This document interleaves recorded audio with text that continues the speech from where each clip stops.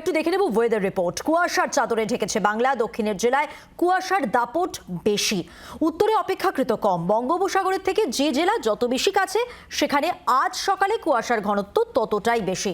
উত্তরবঙ্গ, পশ্চিমবঙ্গের মুর্শিদাবাদ থেকে বাংলাদেশের পার্বত্য এলাকা পর্যন্ত সক্রিয় ঘূর্ণাবর্ত। উত্তর পূর্ব বাংলাদেশ থেকে মায়ানমার পর্যন্ত আরও একটি ঘূর্ণাবর্ত। সবকিছুর মিশেলে বঙ্গোপসাগর থেকে হু হু করে ঢুকতে শুরু করেছে জলীয় বাষ্প। আগামীকাল শনিবার দুপুরের পর থেকে সম্পূর্ণ মেঘলা আকাশের চেহারা নেবে। রবিবার থেকে শুরু হবে বৃষ্টি।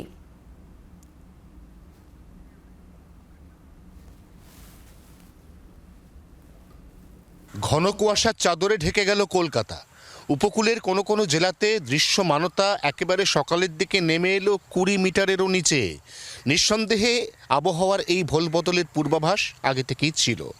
একটু একটু করে বাতাসে বাড়ছে জলীয় বাষ্পের পরিমাণ। একসঙ্গে একগুচ্ছ সিস্টেম, জোড়া পশ্চিমী ঝঞ্ঝা, একাধিক ঘূর্ণাবর্ত এবং অক্ষরেখার জেরে আগামীকাল শনিবার থেকে রাজ্যে হাওয়া বদল। শনিবার দুপুরের পর থেকেই রাজ্যে জেলায় জেলায় মেঘলা আকাশ।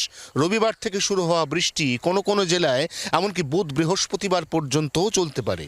কি উত্তর কি দক্ষিণ, বৃষ্টি পাবে সব জেলায় ঘুরিয়ে ফিরিয়ে। কলকাতাতে বৃষ্টির পূর্বাভাস থাকছে না, তবে আঞ্চলিকভাবে বজ্রগর্ভ মেঘ তৈরি হলে আগামী সপ্তাহের বুধ বা বৃহস্পতিবার ভিজতে পারে শহর কলকাতাও।